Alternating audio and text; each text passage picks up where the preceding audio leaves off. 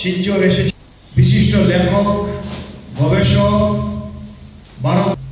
আমি 19শে মে উদযাপন কমিটির কার্যকরী সভাপতি শ্রীমতী স্বর্ণালী চৌধুরীকে বলবো উত্তরীয় দিয়ে আমরা যাদেরকে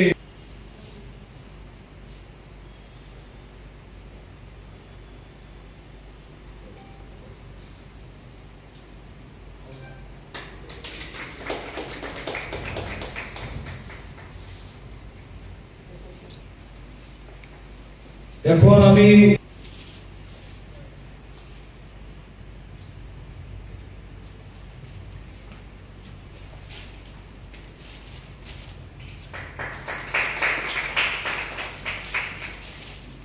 দিল্লি থেকে আগত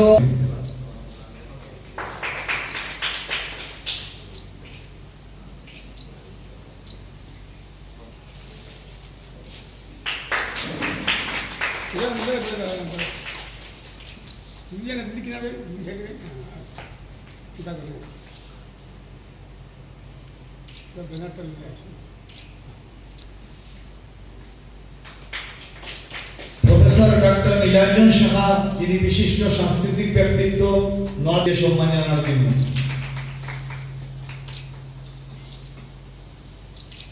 ঈশ্বর ভট্টাচার্যকে অনুরোধ করব স্যারকে উত্তরীয় বলে সম্মান জানানোর জন্য।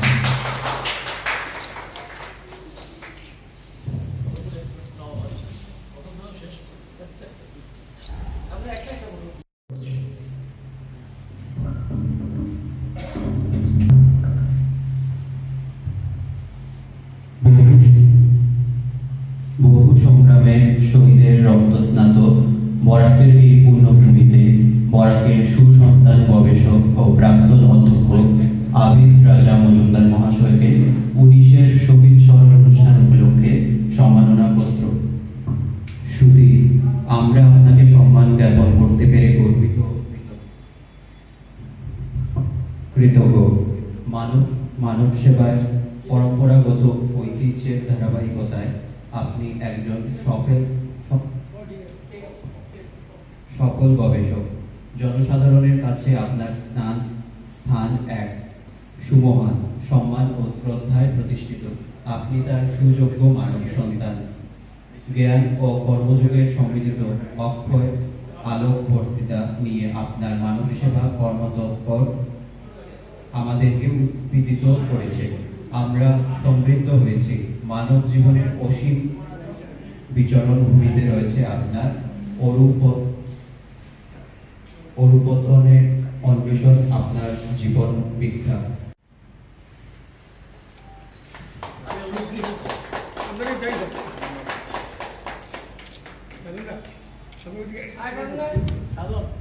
Sebentar, আপনি কই দিলেন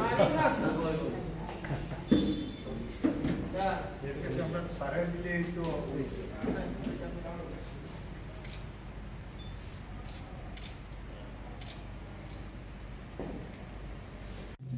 পায়ে হেঁটে শিলচরে এসে পৌঁছেছিলাম।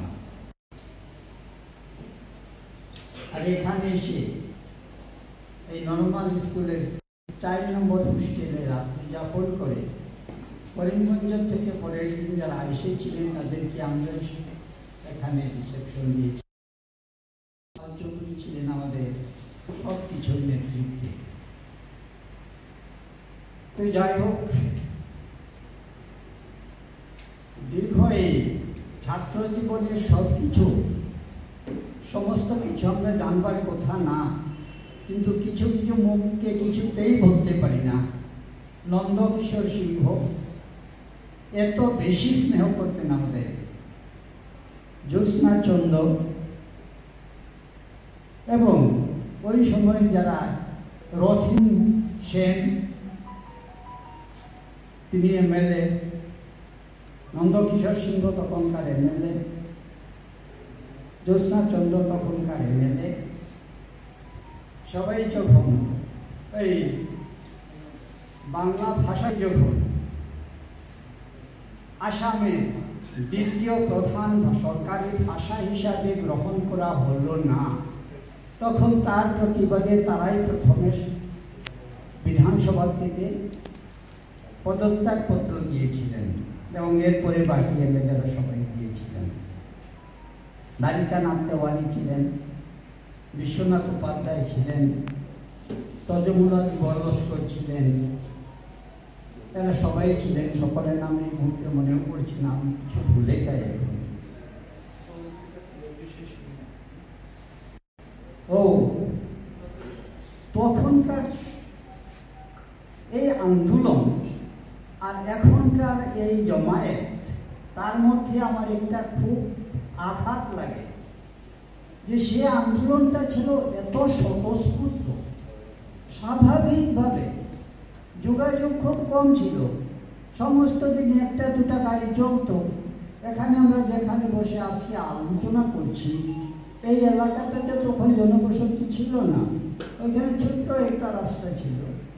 এই এখানে সার্কিট হাউসে যাওয়ার যে রাস্তাটা, এটা ছোট্ট একটা ইয়েতে জলা কয়লার একটা রাস্তা ছিল ছোট, এবং সার্কিট হাউসটা ছিল ওইখানে ওই 2তলা ঘরটার মধ্যে, যেটা পরে ইয়ে হয়ে গেছে, বদলি হয়ে গেছে, ওইটা ছিল সার্কিট হাউস।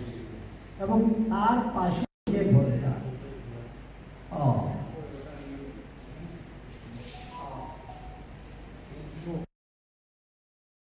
ওইখানে আমরা